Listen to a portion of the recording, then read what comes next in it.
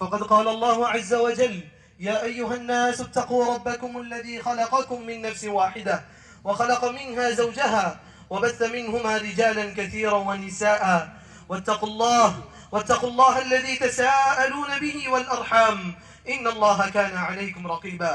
وقال تعالى أيضا: يا أيها الذين آمنوا اتقوا الله حق تقاته ولا تموتن إلا وأنتم مسلمون. وقال تعالى أيضا: يا أيها الذين آمنوا اتقوا الله وقولوا قولا سديدا يصلح لكم أعمالكم ويغفر لكم ذنوبكم ومن يطع الله ورسوله فقد فاز فوزا عظيما.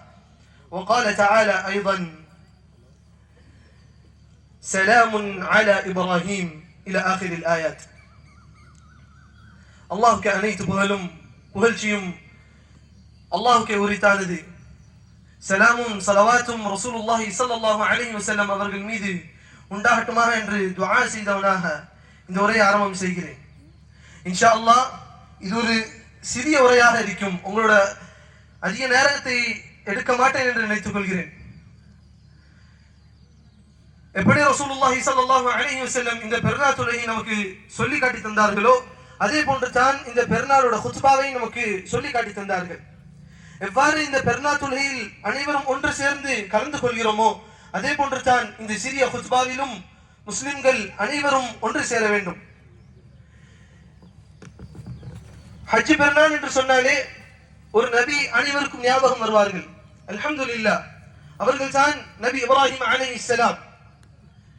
அதே போன்று ஒரு முஸ்லிமிற்கு ஹஜ் பெருநாள் என்று சொன்னாலே இந்த ஹஜ்ஜோட மாதம் வந்து விட்டாலே வெறுமன இப்ராஹிம் அலைஹிஸ்ஸலாம் மட்டும் ஞாபகம் வராமல் அவர்களோட குடும்பமும் சேர்ந்து ஞாபகம் வர வேண்டும்.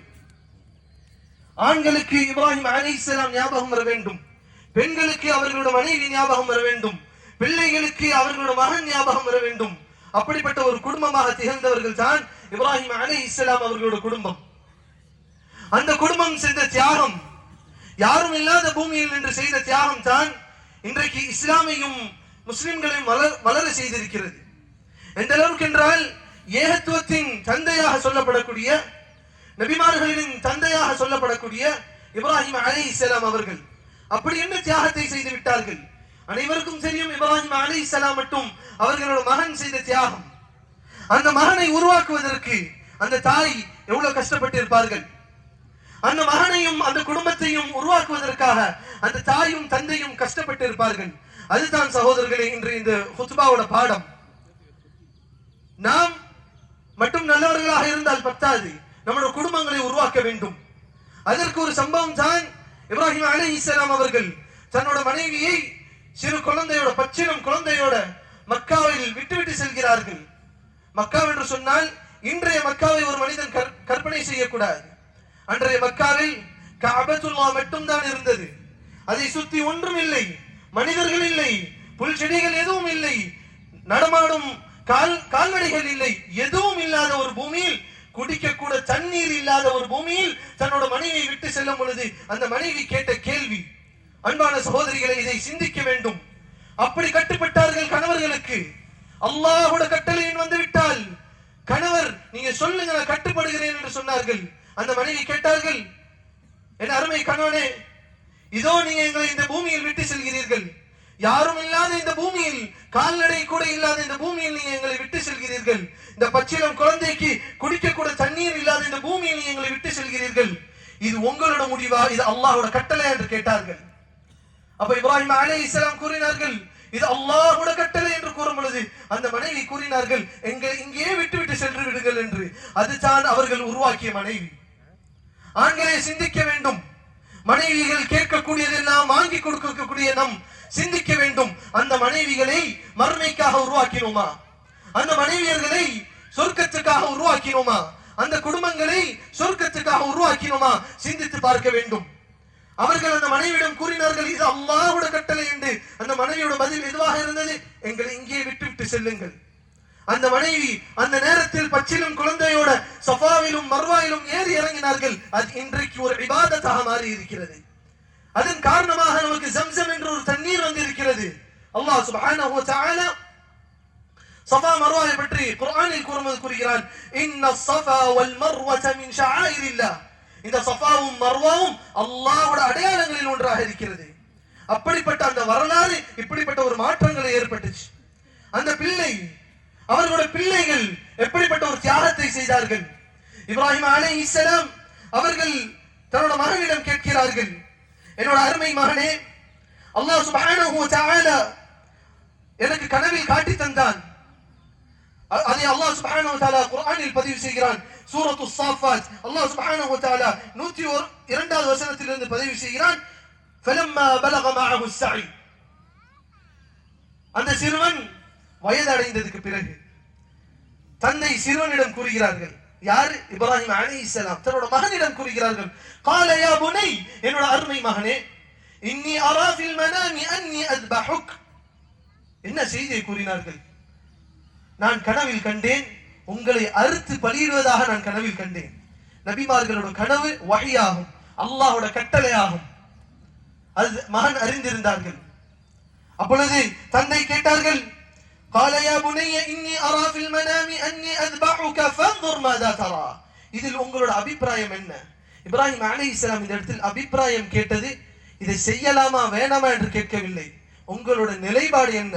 நீங்க வேணான்று சொன்னாலும் அல்லாஹ்வோட கட்டளையை நான் நிறைவேற்றுவேன் என்று தான் இதை கேட்டார்கள். ஏனால் அவர்கள் ஒரு நபி. ஆனால் அவர்கள் அதே நேரத்தில் தெரியும், என்னோட மகனை நான் ஈமானின் அடிப்படையில் வளர்த்திருக்கிறேன், அந்த மகன் அல்லாஹ்வுக்கு மாறு செய்ய மாட்டான் என்று தெரியும். தன்னோட மகனிடம் கேட்டார்கள், ஃபன்துர் மாதா தரா, உங்களோட அபிப்பிராயம் என்ன இந்த விஷயத்தில்? மகன் கூறினார், என்ன பதிலாக இருந்தது? சிந்தித்து பாருங்கள். இதே கேள்வியை இன்றைக்கு ஆடையோ மாடையோ அறுத்து பலியிடும் பொழுது தன்னோட மகனை அதுக்கு முன்பாக நிறுத்தி கேளுங்கள் இதே கேள்வி. என்னோட மகனே, அல்லாஹ் உனக்கு இந்த கட்டளையிட்டு இருந்தால், அல்லாஹ் எனக்கு இந்த கட்டளையிட்டு இருந்தால், உன்னை அறுத்து பலியிட வேண்டும் என்று கட்டளையிட்டு இருந்தால், அந்நேரத்தில் நான் உன்னிடம் கேட்டிருந்தால் உன்னோட பதில் எதுவாக இருந்திருக்கும்? மகனே, கேட்டு பாருங்கள் மகனிடம். அப்பொழுது தெரியும் தன்னோட மகனை நீங்க ஈமானின் அடிப்படையில் வளர்த்தீர்களா அல்லது உலக ஆசைகள் வளர்த்தி இருக்கிறீர்கள் என்று. இன்றைய பிள்ளைகளிடம் கேட்டால் வாப்பாக்கு பைத்தியம் முடிச்சிருச்சு என்று வாப்பாவை புறம் தள்ளிட்டு போகக்கூடிய பிள்ளைகளை பார்க்கிறோம். ஆனால் இப்ராஹிம் அலைஹிஸ்ஸலாம் மகன் பதிலளித்தார்கள், قال يا أبت افعل ما تؤمر. என்னோட அருமை தந்தையே, உங்களுக்கு எது கட்டளையிடப்பட்டிருக்கோ அதை செய்து விடுங்கள். ستجدني إن شاء الله من الصابرين. என்னை நீங்க பொறுமையாளர்கள் ஒருவராக காண்பீர்கள் என்று மகன் தந்தைக்கு அறிவுரை செய்தார்கள், அபிப்பிராயத்தை கூறினார்கள். தந்தை சந்தோஷம் அடைந்தார்கள். விட்டு போனார்களா? நீ கட்டுப்பட்டா நானும் கட்டுப்பட்டுட்டேன் போனார்களா? இல்லை, அந்த அமலோட இறுதி வரையும் சென்றார்கள்.